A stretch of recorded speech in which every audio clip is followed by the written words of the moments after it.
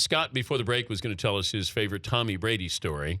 Did I say it was my favorite? Well, Tommy gave you permission. So what is your Tommy Brady story?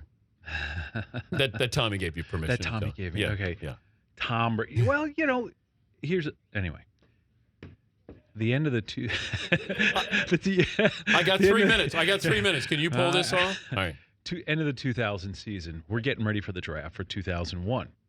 And it's a Friday night. It's about 9:15, 9:30 at night. I'm leaving the office, and it's the old Foxborough Stadium, and I see that the lights are still on at the bubble. We had the bubble before we had the nice palace that exists now in the indoor facility, and the lights are on. I'm thinking, all right, who left the lights on? It's 9:30 at night, Friday night, and I drive around the stadium, go over there, hit the lights, make sure they're off, and I go in there, and there's Tommy on the inside.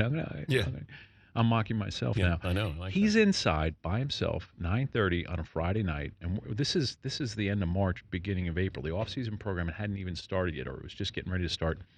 And there he is working out. He's got the elastic bands on his feet, doing footwork drills, throwing balls into the nets, the holes in the nets, all by himself with music playing. And I walk in and I'm like, hey, what are you doing here?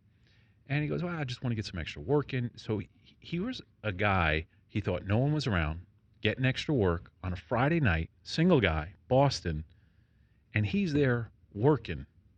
And, he probably could have had a date, decent-looking guy. But he's there working, and we talk for a little bit. I'm walking out, and he says, hey, Scott, one last thing. I go, what's up? He goes, don't tell anyone you saw me here. But that's who he is. But then you got permission from Tommy to tell the story. Here's the deal. There's so many people that want to talk about Tommy or Tom that want to talk about him and, again, revisionist history and their relationship. And they make, he asked me not to tell the story, but when I talked to him about some things recently, I said, can I tell that story? And he was like, yeah, well, I'm cool with you. What happens if Drew Bledsoe doesn't get hurt? What happens to Brady's career? Truthfully, again, being one of the people on the inside, we were getting close to playing him. Bill was ready to play him, and what we were dealing with too. Now, remember, Bill had come from the Bernie Kosar thing, the benching of Bernie, and Bill was trying to figure out, in Cleveland, how am I going to do this?